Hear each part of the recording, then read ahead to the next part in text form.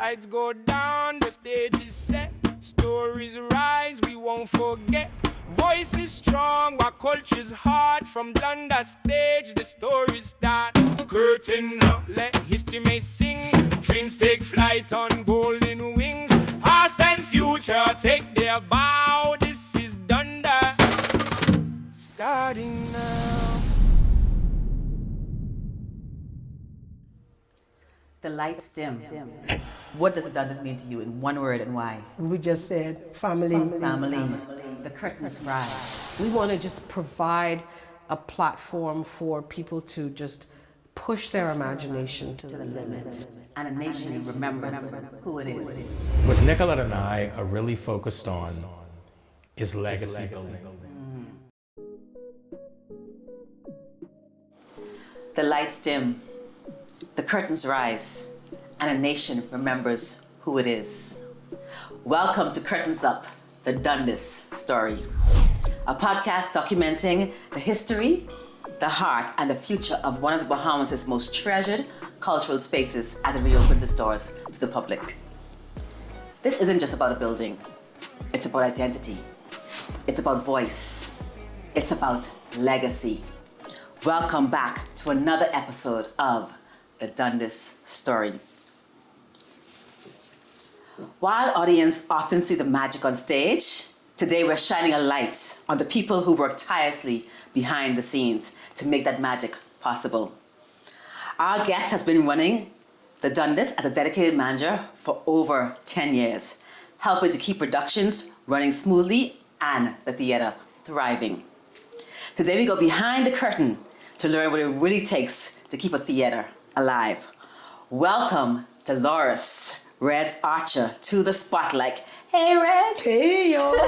How you doing? I'm great. How are you? I am great, Red. Excited to be the host today, right? Look at these earrings. You gonna leave this to me? These are vintage, my dear. They're vintage? Okay. They are vintage people. Okay, I guess I don't get vintage. I know what you're saying, Red. You look lovely as always. Thank you. Thank you. Reds, you've been managing Dundas for so many years. Can you tell us about your journey with the theatre and when it began and your role? Well, you know, my journey actually began when I met Philip Burrows in 1990, when I was seconded at the Quincentennial Secretariat. I was a civil servant then, and he, Cookie, Antonius Roberts, Cleophas Adderley, Patricia Bazard, they all came to do the cultural department underneath Mr. Vincent Saunders, who the theatre is named after. Okay. And so during that tenure then, I became attached to the cultural department as well. I would have assisted them in whatever they would have needed to get things done for the Quincentennial. Philip and I got acquainted there, and after that tenure had ended, which was in like 1992, he approached me and asked me would I like to come to the Dundas. Dundas? I'm a civil servant, you know. So the voluntary services started from then, from 1992. From 1992? Voluntarily. Voluntarily, okay. But you became the actual manager? There was a paid position at manager then in 2014. In 2014, okay. Yeah. So wow, that's a while. It has been 30-something years. And you created a family here. Yes, we have. We have. Definitely. Yes. We have, definitely. Reds, in one word, what does the Dundas mean to you in one word and why? We just said family. Family. Why would I say that? It was my first time, like I say, meeting Philip. Then I met his wife. And so when he introduced me, well, I met Cookie and those there at the Quincentennial, but they also were active with the theatre. She was in charge of the front of the house. She was an icon actress. Yes. You know, so it was like my first encounter with the theatre here. But I was always familiar with drama from school.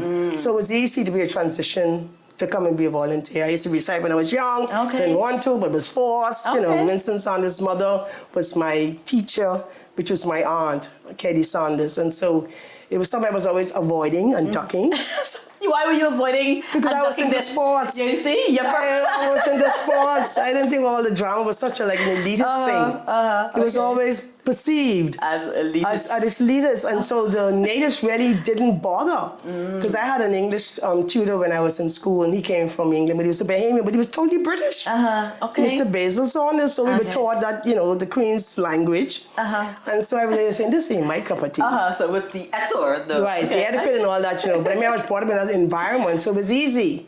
But I strayed away from it. And when I came in, I found myself, and it's just like, this is where I belong. Okay, I love that. And I never left it. I love that you didn't run from us anymore. No. And you remained. Okay. Correct. So we've talked a lot in the episodes about acting, directing, all the artistic things that happen, but you are a manager. You get to meet everybody before the play is weeks in advance before the play is produced. Right. What are some key things required to keep a theater like the Dundas operating successfully? Well, more than just being a manager, the word manager means that you manage everything, from the small things to the great things. It's from doing the box office, it's from getting the yard clean, it's getting the stage prepared, it's getting the technicians in place. That's true. It's getting those seats sold. That's true. The marketing, that's true, the selling. And then it's then try to have that camaraderie with the actors because we don't pay them. Yes. So that was always my concern, to make them feel so welcome, so at home, so comfortable in any little which way I can to accommodate their needs. I like that you said that, because I think many people who don't know the behind the scenes believe that actors get paid. Some actors are doing it because they love it. It is passion. Yes, it's passion. So a lot of actors don't get paid. They may get a stipend according to but that's only a little food, or maybe one little gas. But I always agitate that I hope one day. I mean, maybe because it's not legal, I don't know. Maybe we need to get an actors guild and make sure it's labor related, so they won't be, to say it's a professional, because it's not a professional place. I would love for it to be. We are a non-profit place. That's why I think we don't get there like that. Yes, I want one day where we can pay our actors, like, literally when they come into practices and the productions, as well. That actually is their job. Yes. I think Aaron started with Jumping in Paradise where the actors got paid. But that was a private entity. Yes. Again, I'm saying that Dundas is not a private entity. It's still a non-for-profit. And so therefore, it's the People's Community Theatre. Other places are business theatres. Yes.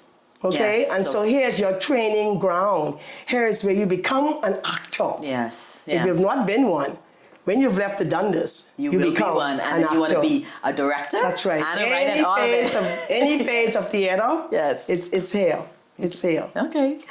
So having overseen so many productions and events at the Dundas, are there any moments that stand out to you that are especially memorable? Like what stands out to you? Would you believe I was a cameo for Granny in The Real Thing? The Real Thing? Tell us about it. Tell us about it. A cameo on stage? That's right. Oh, Reg, you never told me this. I know. I have a protection of seeing it with Eddie Minnis production. Philip and I were in the office sitting down, and he says, Tom, I need a Granny. Okay. And if anybody knows Eddie Minnis's potluck portraits, Granny is that woman with her big butt. Yes. Or with her big, what you call them kind of tennis? What Converse tennis? Converse. High top Converse tennis? Yes. All right then. And then, and then he had the straw hat and the makeup and things. So I became Granny for the show, which was quite interesting for me. That sounds so memorable. So you get to go from backstage and in the office to on stage. How did that feel? Again, I said, because I was already accustomed to a stage and being stage present, it wasn't like intimidating. Yes. But I wanted to complete that Granny by finding a little dog flee by. So I went to Camp Road and asked somebody to lend me their dog and brought the dog to the stage. And of course, Marcel Sherman, the stage manager, was just a minute, he was out of it. Where's this dog going? I said, on the stage as flee by.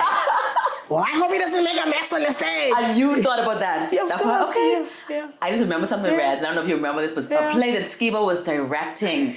And and it was a women's play, and I think Onike got sick. Right. And you said, people are here to see the play, so whatever we do, we have to bring the play, and we had to read, even though it was a play, and I think you read Onike's part. I remember that. And I'm like, she found a way for the play to still go on, even though the lead actress was not feeling well. So the manager had to actually make decisions and step in. Make things happen. I remember that's what she said that. Yes, so you've been on stage a couple times. You've been on stage.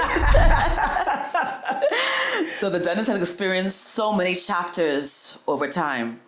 What are some of the challenges the theatre faced, and how did the team work to overcome some challenges? Well, our greatest challenge is the air condition problem. Other than that, we've had minor problems, which would have been maybe setbacks with finances, constraints, like again, because we don't have enough money, so the light bill or the salaries or something would be deferred till you could gather enough money from rental, because our only source of income was always the rental. Wow. So if no one rented the theater, no income is coming in. Wow. We weren't on a subvention, we weren't on a donor list, we weren't on a receiving monies from the general public. We weren't on no pledges. Yes. So it's just based on the community. So I keep telling people, it's rental. your theater. Yes. Use it. You know, Yes. and I think we're the cheapest or less expensive, I should say, to rent. The least expensive, You know, yes. yeah, the least expensive. I do believe so. To rent, and we give you everything here. Yes. All right, and so that minor thing was always our little problem. People say, and we was on minimum wage anyhow. Let me just go to that. We had no salary. We was on minimum wage until 2021. Okay. And so those things were basically our challenges. And then the main one, like I said, was the air conditioning, which was really overwhelming for us. I think that's the most expensive thing during the renovations. But God has brought us through it. Yeah, God is good. He brought us through it. I always told them, we will get it. You can remember my passion. Yes. To make Yes, sure. you're always passionate about it. You always, anything you do, you're always passionate, okay? And that's what I think keeps the Theatre alive, is our passion, our love for it. Whatever role you have to play. Yes. You have to play with all of with all your might. Yes. And with all your strength. And so that $340,000 came from the government, which is so appreciative. Yes. And then the general public kicked in, and then corporate persons kicked in. Amen. And then the government gave us a subvention. So like I said, but God knows how hard I was praying for this. I must say, God is good. It was my desire to really trust Him. When we thought it was hopeless, I always thought it was hope. Yes, and He came through big time. And we had a subvention, the annual subvention. That's right. So how does it feel, or what is it like personally for you to know that Dundas is reopening its doors? I am so excited. Yes, I know you are. I know you are. Okay, because guess what? I know Ian has the soft opening. Yes. With Gun Boys, and then the grand opening is going to be with National Youth Choir. I am so excited. I'm really so excited to open the doors and welcome 332 people. Yes, exactly. Because we've been operating with only 80 people in a little small box, but again, that kept us. Kept us going. It kept us. Yes. So the small things became great things. Yes. And Cookie said we're going to have a grand gala. I know you want grand gala. I'm sure. Grand gala. Again, that's her portfolio. The madam of front of house. I met her when I came, and she's still doing that up to this day. Yes, exactly. Totally. In your experience, what makes the Dundas community of artists, volunteers, and staff so special? Again, I still think that's that camaraderie. And when you meet someone, you meet them with genuineness. You become genuine. I don't think actors, they be fake on stage, but in reality, you feel their needs, you feel their pain, you feel their joys. We sit, we share, we give advice, we console. Yes. It's like a hospital, unlike a home. It is. And I feel like we understand each other. Like, I don't Very much explain so. No reason. in the creative community. Like, I can explain I don't have to explain it to you. We just get it. As you come inside that day, you say, so what's happening with you? Child, when you hear a story. Exactly. And if it's a sad day, you'll cry with them. Yes. And then you get up and say, you're there for each other, like you say. Go. It's like a family. Definitely It's like a family. Family oriented. And I just love that.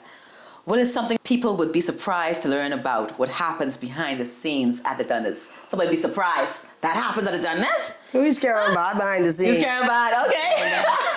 Things ain't working well for me. They can hear them nice words. Okay? Because I wanted to be perfect. Yes. So when we come out smiling, it was no easy behind the scenes. Okay, so man just caring bad. I'm sure some directors is caring bad too. Things ain't going that way. So when you all see the finished product, it was never easy peasy. But I think that's just like they're so passionate about what they do that they want the best. The best. Like you don't even want like not mediocre. No. And you've seen it from the beginning to the end, and you know the best is possible. Part. Exactly. The seating, the lighting, the accommodating, the service, the programs, the bathrooms, everything can be intact. No problem needs to be existing when we have a production. Exactly. So even though you can't buy it, it's for a purpose. It's for a purpose, people. It's for a purpose. What do you hope the Dundas will still represent for the Bahamas 50 years from now? My Lord. Well, we've reached this far. By faith, of course, we've reached this far, but the future of this property which is over 2 acres, I believe. 2 acres. I believe it's 2 acres. It's to see the training center built, the amphitheater being built, and of course the recreation of the food court and the deck. All of the ground to be developed as a community space, nature space.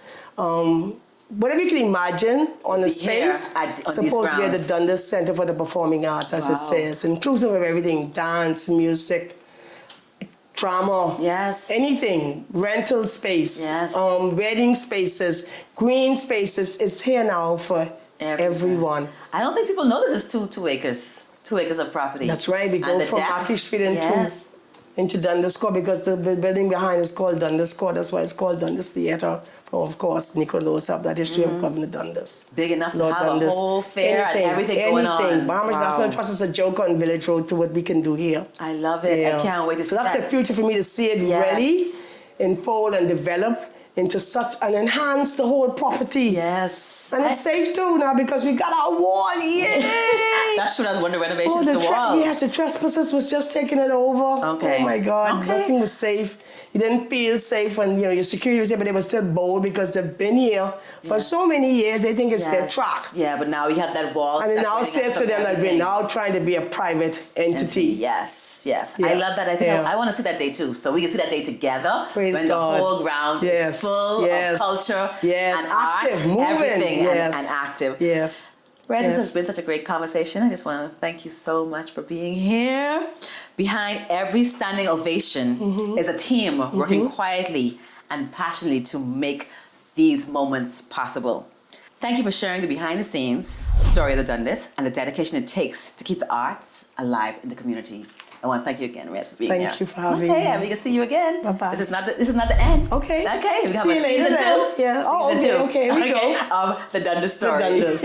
Okay. Thank you too. You're welcome. And to our viewers, remember, when the lights dim and the curtain rises at the Dundas, we are witnessing not just a performance, but the continuation of a cultural legacy. So subscribe right here to our YouTube channel, The Dundas Story. I am your host, Michaella Forbes. This has been Curtains Up, The Dundas Story, because every time the curtain rises, our story continues. See you next season, right here. We won't forget. Voice is strong, our culture's hard. From Dundas stage, the story start. Curtain up, let history may sing. Dreams take flight on golden wings. Past and future take their bar.